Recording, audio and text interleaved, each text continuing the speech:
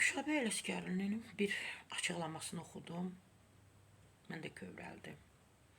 İnsanın anası olmayanda artıq o təkliyi hiss edirsən.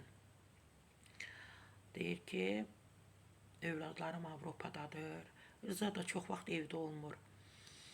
Mən deyir, stulları, yəni stulu götürürəm, ya stolu, masanı götürüb balkona qoyuram. O balkonda bir mən oluram, bir də mənim masam olur. Heç kim olmur. Rıza da evdə yoxdur, övladlarım da Avropadadır. İnsan nə qədər güclü olsa, insan nə qədər desə, gülsə, ətrafa gülüş belə səpələsə də, təbii ki, evə döndüsə, o təklik hiss olunur. Təbii ki, bir verilişdə Axşam Nüqtazda Nüşabə Ələsgərli, Azərbaycan Respublikasının əməkdar artisti danışıb. Anasından da danışıb. Deyir, anam olsaydı, başımı dizlərinə qoyardım.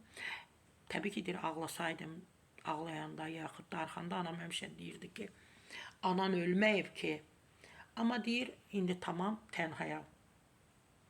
Təbii ki, Nüşabə xanım belədir. Hər kəs öz müəyyən yaş devrindən sonra o təkliyi biz daha çox duyuruq, hiss edirik. Baxmayaraq cavanlıqda, gənclikdə bir dəqiqə düşünməyə, bir dəqiqə belə hiss etməzdik də o boşluğu. Çünki zamanımız yox idi, vaxtımız yox idi. Amma müəyyən yaşdan sonra bu hiss olunur, bu boşluq. Rıza da ki, deyirsiniz ki, evdə olmur, tək qalıram. Ona görə də heç Rızanı da işə buraxmayın, evdən çölə buraxmayın, belə çıxmasın. Təbii ki, o boşluğu belə doldurmaq lazımdır da. Mətbəxdə, çay dəmləyirsiniz, yemək pişirirsiniz, hansısa bir filmi izləyirsiniz. Onda adam hiss edir ki, boşluq qismən də olsa belə doldu. Məndən bu qədər.